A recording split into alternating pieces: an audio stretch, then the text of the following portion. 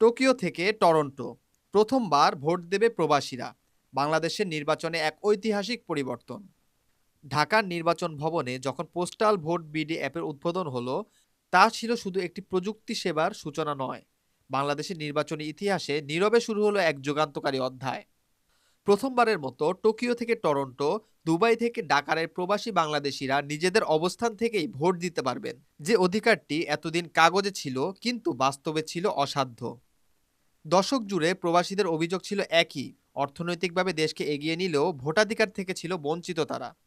এখন সেই সীমাবদ্ধতা কাটাতে পুরো নিবন্ধন ও পরিচয় যাচাই প্রক্রিয়াকে স্মার্টফোনে এনে নতুন অভিজ্ঞতা দিচ্ছে নির্বাচন কমিশনের অ্যাপটি। এই অ্যাপের মাধ্যমে মুখ যাচাই থেকে শুরু করে পাসপোর্ট, ঠিকানা আপলোড সবই করা যাবে কয়েক মিনিটে।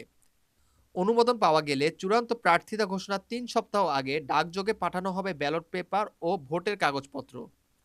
ভোটারকে আবার অ্যাপে সেলফি দিয়ে লগইন করতে হবে, খামে থাকা কিউআর কোড স্ক্যান করতে হবে, প্রার্থী তালিকা থেকে ব্যালট চিহ্নিত করতে হবে এবং ডাকযোগে পাঠাতে হবে রিটার্নিং অফিসারের কাছে।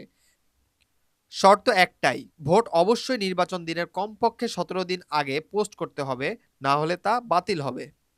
এই পুরো প্রক্রিয়ায় সবচেয়ে উল্লেখযোগ্য হলো অঞ্চল ভিত্তিক নিবন্ধন সময়সূচি। একসঙ্গে কোটি মানুষের চাপ এড়াতে ১৯ নভেম্বর থেকে শুরু করে মধ্যপ্রাচ্য, ইউরোপ, উত্তর আমেরিকা, দক্ষিণ পূর্ব এশিয়া, এভাবে ধাপে ধাপে খোলা হচ্ছে ৫ দিনের নিবন্ধন উইন্ডো। বিশ্বের ১৬০টির বেশি দেশে ছড়িয়ে থাকা প্রায় ১,৪০,০০,০০০ বাংলাদেশিকে অন্তর্ভুক্ত করতে এটি এক কৌশলগত পরিকল্পনা। শুধু প্রবাসীদের জন্যই নয়, দেশে নির্বাচনী দায়িত্বে থাকা সরকারি কর্মচারী, আইনশৃঙ্খলা বাহিনীর সদস্য এবং ভোটাধিকার প্রাপ্ত বন্দীরাও ১৯ থেকে ২৩ ডিসেম্বরের মধ্যে নিবন্ধন করে ডাক ভোট দিতে পারবেন। দীর্ঘদিন ধরে উপেক্ষিত এই গোষ্ঠী এবার প্রথমবারের মতো বাস্তবে ভোট দেওয়ার সুযোগ পাচ্ছেন। তবে নতুন এই ব্যবস্থার সামনে রয়েছে চ্যালেঞ্জ: বিদেশি ডাক ব্যবস্থা নির্ভরযোগ্যতা, প্রযুক্তি ব্যবহারে অপরিচিত মানুষের অংশগ্রহণ, রাজনৈতিক আস্থার সংকট এবং বহু দেশের সঙ্গে একযোগে লজিস্টিক সমন্বয়। তবুও নির্বাচন কমিশন বিশ্বাস করে, চেষ্টা না করলে কখনোই প্রবাসী ভোটের পথ খুলবে না। বাংলাদেশের বৈদেশিক আয়ের বড় ভিত্তি প্রবাসী শ্রমশক্তি। এখন সে কোটি মানুষের ভোটাধিকার বাস্তবায়নের প্রথম দৃশ্যমান পথ তৈরি হলো পোস্টাল ভোট বিডি এর মাধ্যমে। দক্ষিণ এশিয়ার অন্য দেশগুলোর জন্য এটি হতে পারে নজিরবিহীন একটি মডেল। এই উদ্যোগ শেষ পর্যন্ত রাজনৈতিক বাস্তবতায় কতটা পরিবর্তন আনবে তা নির্ভর করবে প্রযুক্তির গ্রহণযোগ্যতা, আস্থা ও বাস্তব প্রয়োগের ওপর।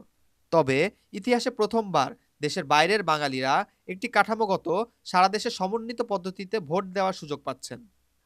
আর নির্বাচনী অন্তর্ভুক্তির এই পরিবর্তন বাংলাদেশকে হয়তো গণতান্ত্রিক অংশগ্রহণের এক নতুন অধ্যায় পৌঁছে দিতে পারে। শিকড় টিভি, কানাডা।